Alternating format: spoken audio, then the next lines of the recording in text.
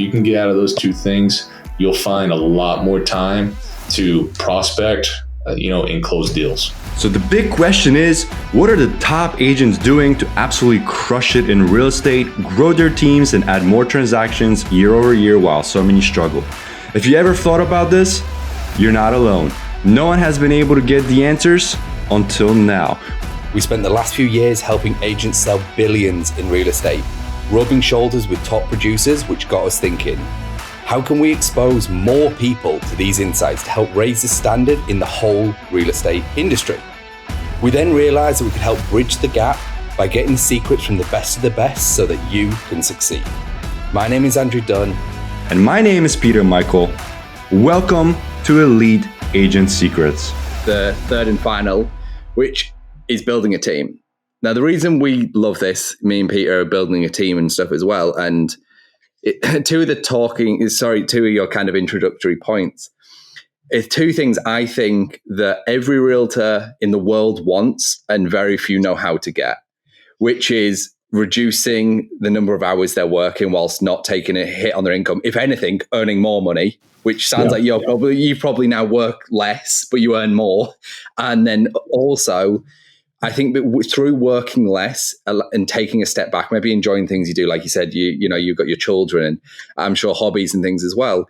It's like you will increase the amount of fun you're having in your life, and therefore it comes off in your work, right, as well. So talk us through building a team, some of the pitfalls, how you've done it. And I know your team structure is probably different to anyone we've ever heard actually so far. So I'd love for you to break it down for our listeners.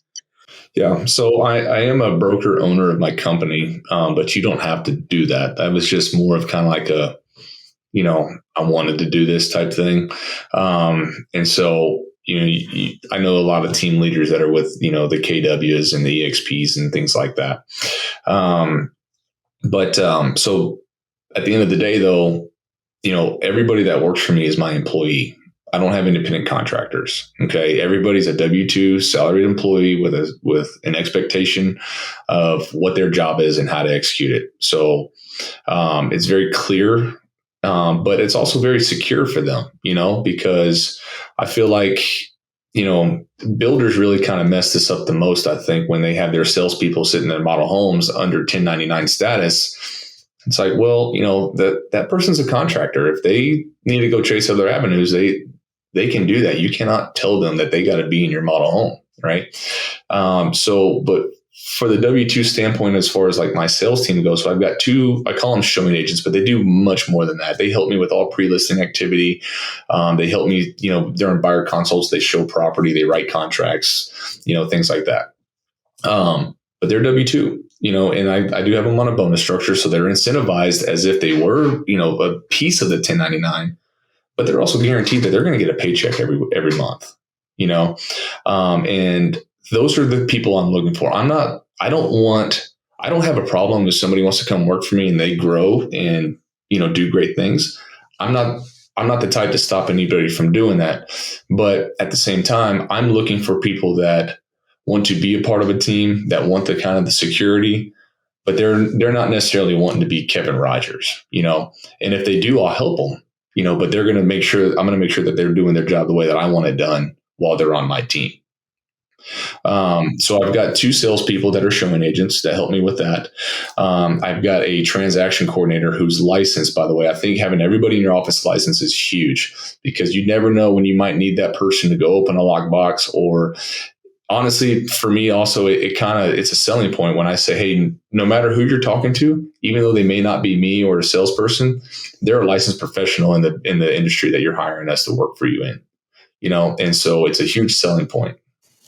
I got a question for you. So if you have everybody on your team who's a licensed agent, who, even your showing agents, what's stopping them really from going out and producing or saying, hey, Kevin, I don't want to just do the showings anymore. I actually want to get into production. Does that ever come up as a conversation, or are they showing agent because they want a salary?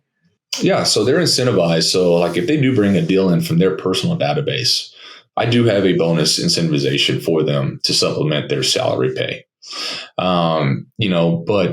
That's, like I said, I think it really comes down to who you're hiring, and that's why I think slow to hire, quick to fire is definitely a mentality you've got to adopt. And you've got to, to me, I think you've got to hire ahead of time.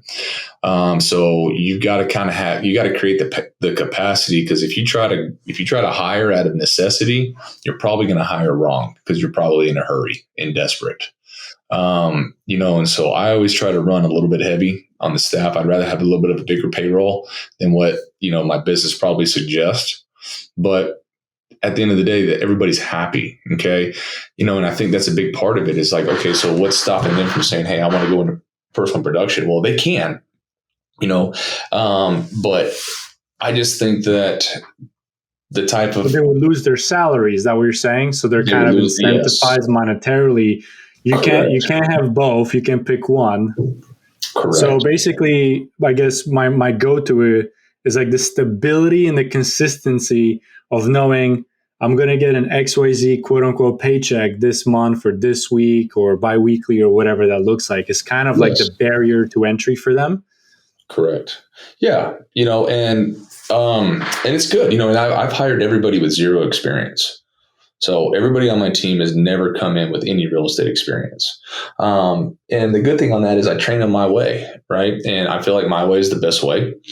I mean, that's just my opinion, but I feel like we do a really good job, and, and it's good for them because they don't have to go in and do what I did, where I make all these mistakes and fall on my face and have $12 in my bank account, and, so to me, you're creating this culture, which is huge because people are secure. They like the fact that it's not just eat what you kill. They get to kind of show up and, it's not handed to them, but it's not, they're not having to figure out where their next paycheck's coming from. They've got that kind of security, but then on top of that, they've got support because everybody's in it to help everybody.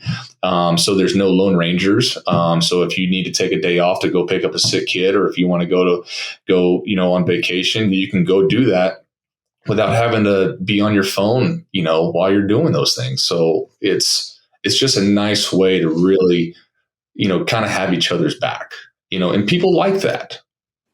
And what was the first position that you brought on as you were expanding your team? So the first thing you got to do is you got to get out of the files. You got to hire an office assistant, like an admin assistant, a transaction coordinator specifically. Get out of the files, get out of your email. If you can get out of those two things, you'll find a lot more time to prospect, and close deals. And at what point did you bring in a showing assistant? Yeah. So I think our metrics, I try to, for every 3 to 4, maybe 5 deals, I try to have an employee. Okay. So like I said, I'm running a little light right now, but I would say when you get to the point where you're doing 5 or more deals, you probably want to have some sales assistants. Is that a month or a year? Sorry. Yes. A month. A month. Yeah. So you're saying, what's that? 60? Is that 60 deals a year? 60 a year, have someone come in. Your first person at 60 a year is what you reckon? Yeah. I mean, well, no, what's 12 times 3? What does that come out to? 36. 36. Yeah. So 36 deals, you need to have a person. For every 36. That's a good boundary. We've heard a bunch. It seems to hover around 30. Like we've heard from a ton of people, and they're like every 30 deals. That we hire someone, an assistant, an admin assistant, a different, a buyer's agent, whatever it might be. The role changes, but it's like every 30, I now need this role filling, and then it allows me to focus on my core competency. So, yeah, this has been amazing, Kevin. Now, what I want to do is give you the floor. If people, it could be they're interested in joining the team. You could sell their home, buy a home through you, whatever it might be, whatever you got going on. How could people reach out to learn more about you, your business, what you're doing? Could be name, phone number, email, socials, whatever you want. The floor is yours. Okay. Yeah. So we're on most social medias. It's at 43 Realty. It's 43 numerical Realty. You can find us there. My website is 43realtyteam.com. We've got a general inbox, info@43realtyteam.com. You can shoot us an email. We're here in the San Antonio area. We stay pretty local. This is our geographic area. I don't try to bite off any more than what I can chew, and that's what allows us to give that extreme level of customer service. And so if you know anybody in the greater San Antonio area that needs a top producing agent that's going to take really good care of them, tell them to give us a shout. Our office phone number is 210-943-4343. Amazing. Kevin, it's been an absolute pleasure. I love how actionable it is. Day 1, day 2, day 3, day 4. I absolutely love it. So, Kevin, thank you for coming on, sharing your secrets to success. We wish you all the best next year, 120. We'll keep in touch. Let all our listeners know that you hit it, because you're going to smash it. I'm sure you'll get way over 120. I think that's low. I think after you've done 100 this year, 120 is probably low. Well, I think it's good to set attainable. So you need 2 goals. You need your realistic attainable goal, and then you need your stretch goal. Yeah. Couldn't agree more. Kevin, thank you so much. Everyone listening, we really hope you enjoyed this episode. Oh, and by the way, if you're interested in gaining access to our course and coaching programs 100% for free, then head over to go.eliteagentsecrets.com.